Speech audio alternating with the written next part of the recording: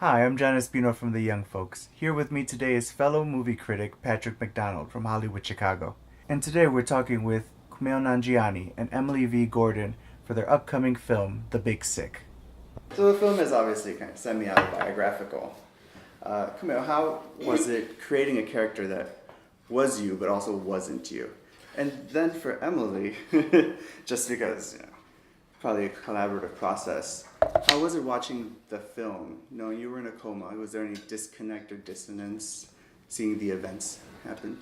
I'll say that for me it was interesting to look back at that point in my life and through conversations with Emily sort of realize what I was like, what my problems were, what I wasn't doing right.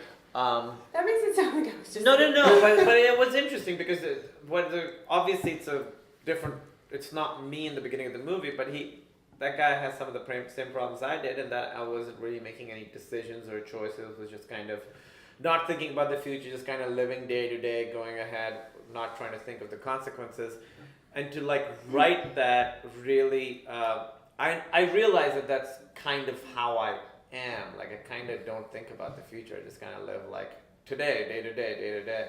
Which sounds so magical and It's not. That doesn't sound like a problem. No, there's now I have to look at my life. Yeah. Right. No, Exactly. I mean there are certain things that are good about it. I think it helps me with comedy and stuff sometimes, but there's also, your life is going to continue next week too, and the stuff you do today is going to affect that, so you have to think about that. So that was what was interesting for me, was to actually kind of psychoanalyze myself back then, but in doing that, also getting insight into me right now. Oh, wow. And for me, the entire writing process was, since so much of the movie happens while Emily is napping. Just taking a little nap. That it was really good for me to go back and talk to, because I've never really had conversations with my family or with Kumail about literally what was day-to-day like kind of while this was happening to me. And so that gave me an excuse to go back and talk to my family about it and talk to Kumail about it, and that is highly therapeutic and something I really recommend.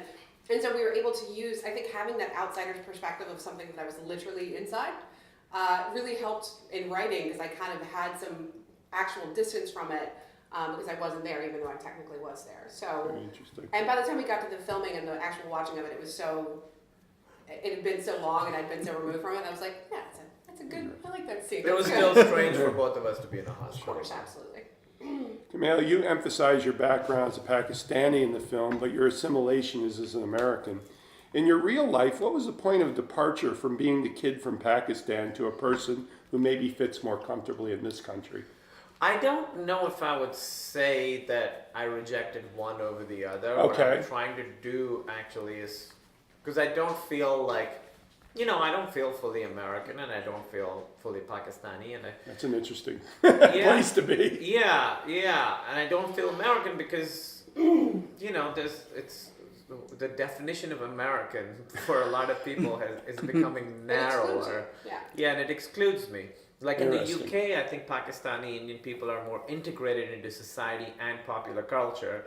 Here it's always brown guy has a movie, and it would be great if it wasn't like that, but it is, because there isn't enough of it, Yeah. So I would say in real life, my goal right now, the mission To stare into the is lake. To the to water tower. forge an identity that combines both of those while being respectful of them Of both. and not rejecting either one. But it's complicated. Yeah, you know? that's very complicated. in some ways, because they both identify themselves in defiance of each other in some ways. That's What's interesting. interesting too is when Kumail and I met, we both had grown up watching the same movies and playing the same video games, Right. even though we were on the opposite sides of the world. And that was a weird, kind of fun thing that I think bonded us. And I do think pop culture ends up bonding a lot of us together. But Yeah, It's true. it was kind of cool that, while I was watching Indiana Jones in North Carolina, he was watching Indiana Jones in Pakistan, and we both love Indiana But then it's Jones. also, that stuff does end up affecting other cultures in a way that, it could be its own new thing, but it also can dilute other cultures. That's I true. remember when we got MTV in Pakistan, it changed the way it just changed society a little bit. Well, Like, Western culture has permeated virtually every country right in that and, way. and so I think for the challenge for all these places is to sort of form their own identities that takes a part of Western culture because it is so ubiquitous, as you said, and so like seductive, you know. Yeah, It's absolutely. like how McDonald's, every country, they serve like a burger that's like that country's Oh, they have like a specialty. local menu. Yeah. Yeah, maybe that's it. Maybe that's what Maybe we that's the best case scenario. All the other countries are like the special menu of a McDonald's. do. Whoa. This So, sounds worse. so to play off what Pat asked, how important was it for you to kind of educate people about your culture and your family's religion? We didn't ever want to No. educate people. That wasn't sort of what we wanted to do. What we wanted to do was portray my family and my culture in a realistic way and how it's been in my experience. Because we thought that's what would make a good movie. You know, a good movie would be showing a loving Pakistani family because that's what my family is. And the stakes are higher if it's a loving family. You know, if it's a family that's like very stern and no fun at all, then you're kind of like, Yeah, you should lose them. Yeah. Yeah, it's but, like you're but not if- emotionally invested anymore. Exactly. right, but if you're like, if it's a family that really works like my family, that really loves each other and has fun together, then you don't want to lose the family and you understand his perspective. So that's, that was just our goal. Some of the side effect of that is that people will see maybe a side of a Muslim family that they don't usually get to see in American pop culture, right? And I think that's really necessary, especially now. The Yeah. Yeah. There's a point in the film where you are heckled with the usual terrorist insult. What is the worst thing you've ever heard in that arena, either in your professional career or even on the street? And how do you shield yourself emotionally when you experience such a slight? I've heard exactly what happens in the movie. I've heard that on stage, except it was Taliban instead of ISIS. Times are changing. Oh yeah, I was called a Taliban motherfucker once. You know, and this was in Chicago. And it would happen. It's happened a few times. And in the beginning, it was very tough because I was new at comedy and I didn't know what to do. And I've always experienced racism just outside it. It's weird because when you're when someone's racist to you, even if the problem is with them, you feel smaller, you feel flattened, you feel like you've just become this one thing when you really see yourself as a collection of so many things. It's jarring to have you flatten into this one specific thing, and it's sort of It's very tough. It hurts your feelings, you know, and it hurts my feelings, and then eventually I'm like, it's not them, it's not me, it's them, but it still makes you feel really small, and then I think you just it's embarrassing, like if you're with a friend and someone's racist to you, it like you feel embarrassed. I think you just, that's the initial reaction. Then you can sort of use your intellect and be like, no, it's them, and you understand that that's true. And the effects of that aren't very long lasting. Like when someone's racist to me, I do feel bad, but for less and less time. Sometimes I get angry, but generally later that day, I'm not really thinking about it. It doesn't stick with me anymore, probably because there's no more room in that little box, unfortunately. But It's just overflowing. yeah, I think you just have to understand that it's them and it's not you. You know? That's funny. Some of the stuff kind of sounds like being catcalled on the street. Right. Yeah. Yeah, there you go. So one thing I enjoyed about the movie is that there was a great compromise when it came to both the perspectives of the main characters. So how was the collaborative writing process? It was a lot of compromise. It was a lot of that stuff, and we found that when we were writing, if there was stuff we disagreed about, either from actual past events or just how to approach a scene, we realized we needed to use that and Both have perspectives. both perspectives in Oh, the very script instead of this movie's not just from one person's perspective. It's Kumail's kind of journey, but that doesn't mean everybody has to agree with them. Clearly they don't. So in the movie, so we just ended up incorporating those things into the script. So it actually helped quite a bit. We knew it was something we were both passionate about. That's when it really deserved to be in the script. Yeah, well, there were certainly some things that I remember differently from her, and we were like, oh, I guess we just had a different emotional experience, and let's put both those into every scene. Emily, you're a woman who works in comedy. Do you find the inroads in the comedy realm more open to women these days, or there is still a tendency to turn toward the men or the boys' club in comedy when creating something together or in a collaborative element? I think that there are overall, because I booked a stand-up show. I'm not a comedian, but I booked Right. a stand-up show for many years, and I You do do comedy think, writing. Right, you do comedy. writing, That's yeah. what I refer to, not necessarily I think stand-up. if you take your hands and do this to a group of comedy writers, you're going to get a lot of white men, because just sheer numbers, there's a lot of them. Wait, there's a lot of white men? I'm shocked. There just are, and so I think they've got a lot of numbers. Yeah. They just do, Yeah. and so I think for me it's it's been interesting to kind of being on both sides of, as both a booker and as a writer, trying to like get jobs and kind of get in the door of places. I've been very lucky that a lot of comedians have included me in there, so I haven't had to go through a lot of the process that a lot of comedy writers have of kind of working your way up. But you still feel it, though.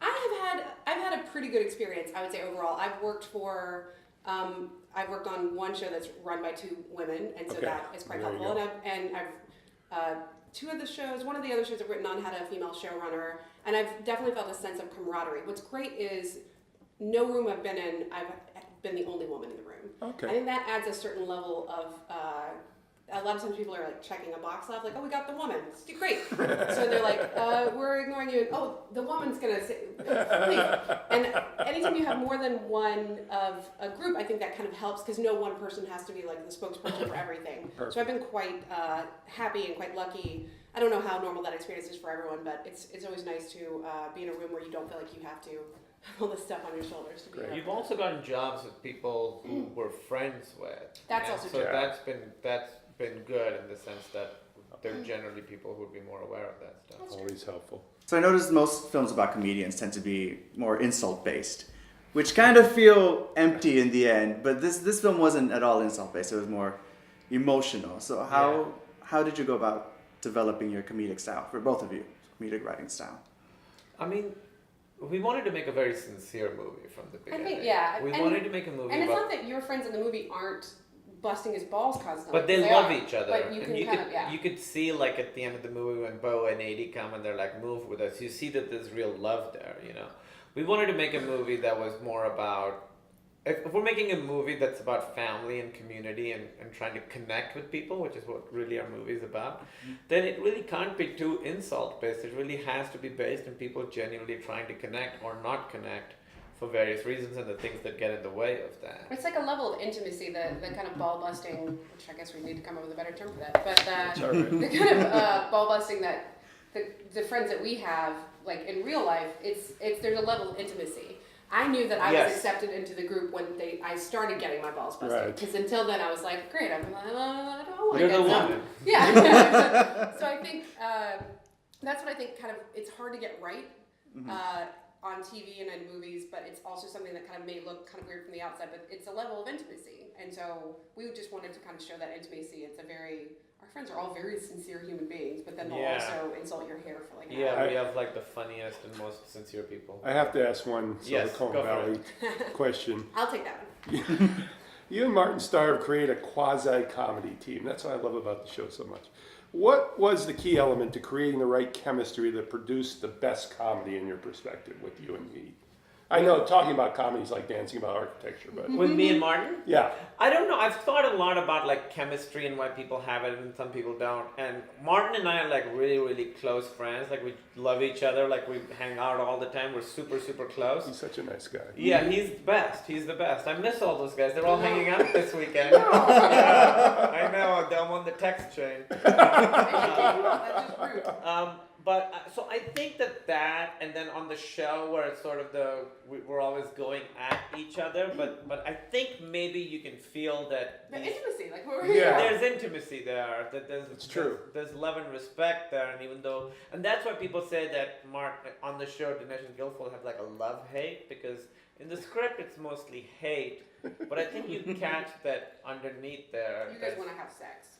All right. It's underneath everything, right? Yeah. You're giving away the final episode. I desperately want. I've been She's been angling pushing for this. it. I don't write for the show, but every time I run into the creators, I'm like, please, just let them kiss. It would be so beautiful. Just kiss already, get it Yeah. over with.